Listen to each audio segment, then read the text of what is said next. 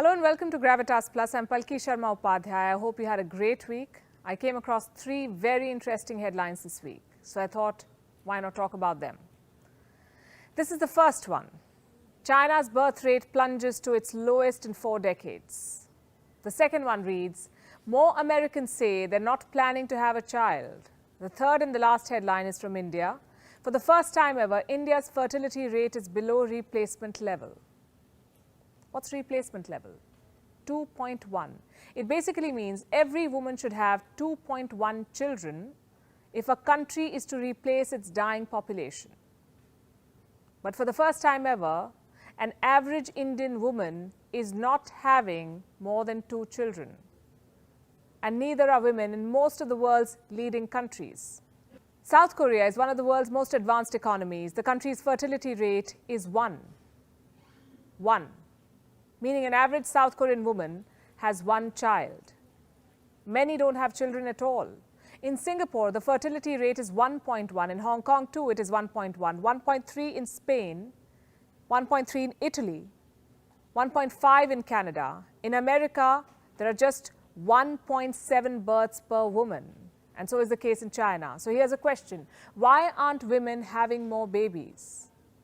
Isn't that what women did for the longest time? Marry, have babies, continue the bloodline. A childless woman was branded as barren. She was frowned upon. In ancient Rome, a woman could be divorced for not giving birth to a child. Infertile women were flogged with goat skin. In Tang Dynasty in China too, not having a child was ground for divorce. In the Middle Ages, infertile women were called witches, compared to Satan. The only time history spared a woman without a child was when she had taken the vow of celibacy, when she was a nun. Motherhood was a moral obligation for all the other women. It's not anymore. This is the era of opting out. Welcome to 2021. Women today are choosing to be child-free. They're chalking out a different path for themselves, becoming more than just a reproductive machine. Let's come back to the example of South Korea. Something very unique is happening in that country. There is a no marriage movement.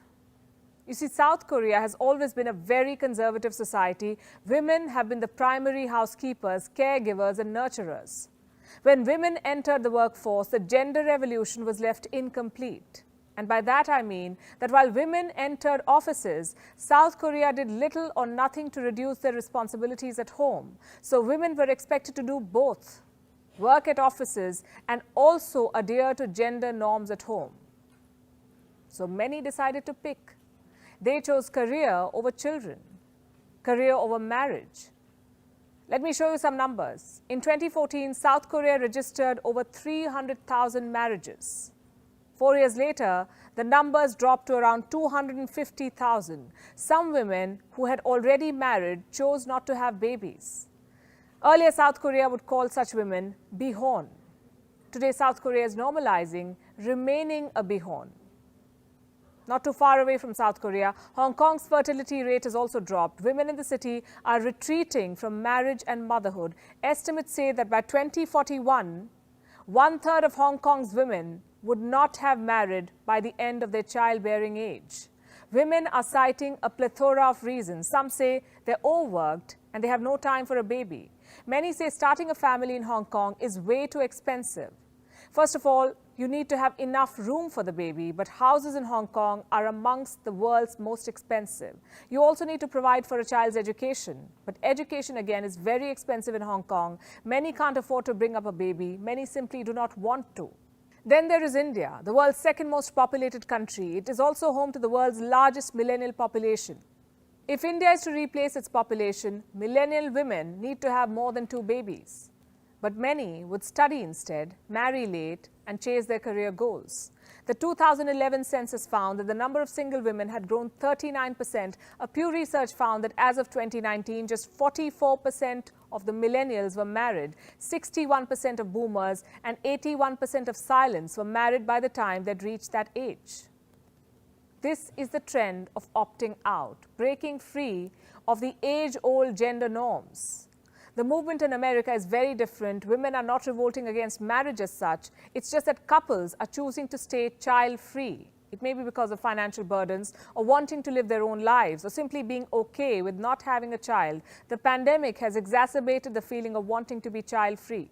America's birth rate has fallen to its lowest in a decade. The country also recorded its second slowest population growth ever.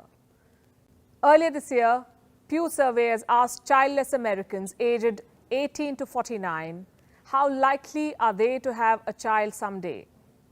21% replied, not likely. Just 3 years ago, that number was 16%. Today, couples around the world also feel a sense of uncertainty about the future. It may be because of climate change, the current health crisis. What the pandemic has also done is made a lot of couples realize how difficult it is to bring up a child when locked up at home without caregivers and other services. In the middle of the pandemic, a mother took to Twitter to vent. She wrote, "Non-parents have no idea how hard it's been." Many replied, "Yes, we do," and that's exactly why they've chosen not to become parents. The debate became so ugly, by the way, that the mother had to take down the tweet.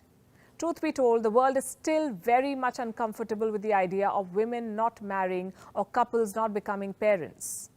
A child-free couple is often chastised for being selfish.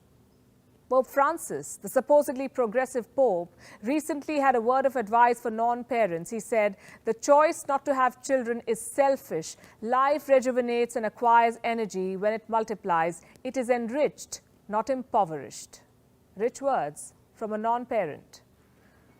Now, everything said and done, the trend of opting out does have its scary consequences. The lesser the number of babies, the lesser the number of people joining the workforce, the lesser the output, the GDP and economic growth.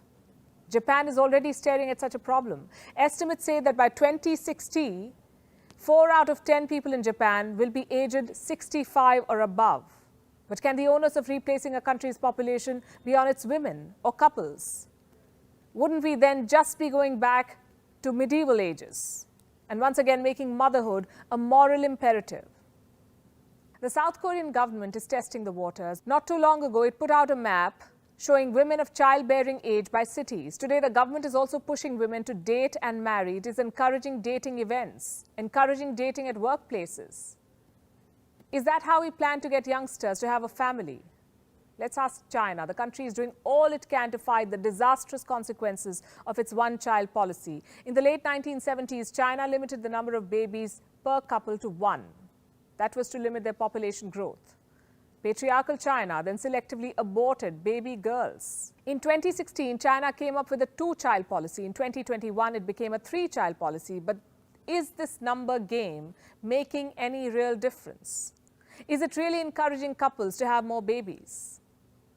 Here's what countries can do instead. Have more family-friendly policies, have better state-run schools, make workplaces more flexible for mothers, make childcare affordable, enhance maternity and paternity leaves, and finally, acknowledge that having a child or not having a child is a matter of choice. In 1950, an average woman was having 4.7 children in her lifetime, more than 4 children basically. Today, that number has dropped to 2.67. By 2100, the number is projected to drop below 1.7. Japan's population will become less than 53 million by the end of the century. Italy will be at 28 million. The population of South Korea, Spain, Portugal and Thailand will halve.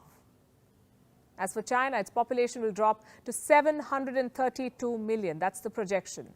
As we come out of the pandemic, not having a baby may become the new normal.